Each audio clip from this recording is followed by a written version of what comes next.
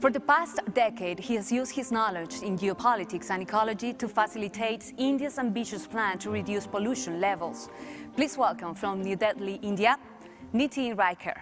The colors in light purple depict the intensity, severity of droughts. In India, you find northern parts of India having a drought potential from the time period of 2060 to 2069. Well, you're all from Delhi here, I presume, so you already know that the temperature was at an all-time high. And if you get a chance to visit the Indian Meteorological Department's website, they have a very good report on the annual climate report. And they too, that 2010 was the warmest year ever since 1901. So let's take a solemn pledge and dedicate our energies for this global cause. Please welcome explorer and environmentalist advocate Philippe Cousteau. Professor of Paleoclimatologist Stephen Pickard from Queen's College. Associate Professor in the Department of Meteorology and Climate Science at the San Jose University, Mr. Eugene Cordero. And Managing Director of Barclays Capital and Climate Reality Board member, Ted Roosevelt IV.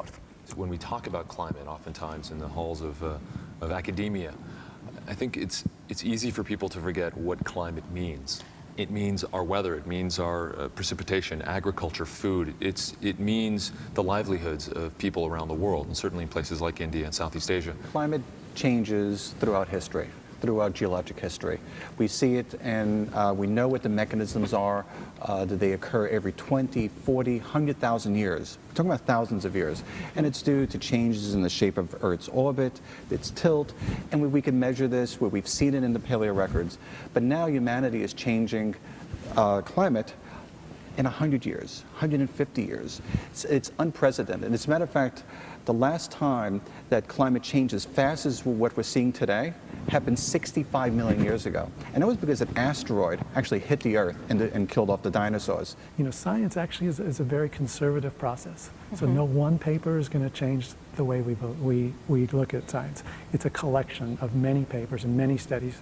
And you do together. peer review also, no? And through this peer review system, which looks at things in a very systematic way, we have come to the conclusion that humans are responsible for this change in our climate system. Some of the critics or people who are undecided want to have conclusive proof that climate change, as if it's a geological theorem. That's hard. Can we prove the existence of gravity? No.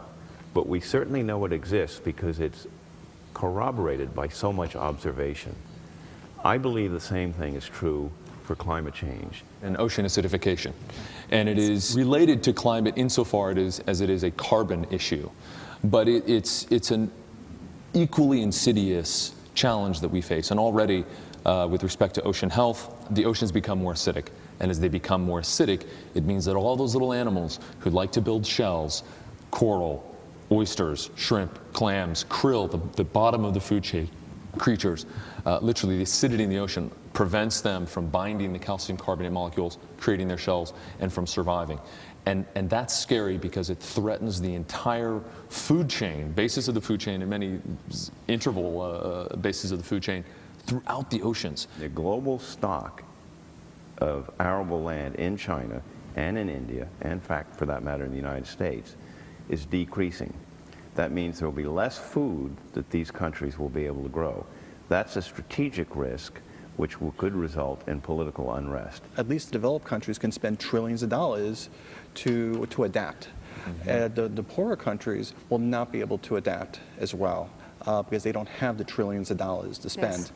And so, so we have a situation now where we're going to be seeing vegetation belts migrate toward the higher latitudes. And I tell my students, I say, well, you know, unless we want to give Canadian citizenship to our Nebraska farmers, we should be thinking about climate change and just not adaptation, but also mitigation.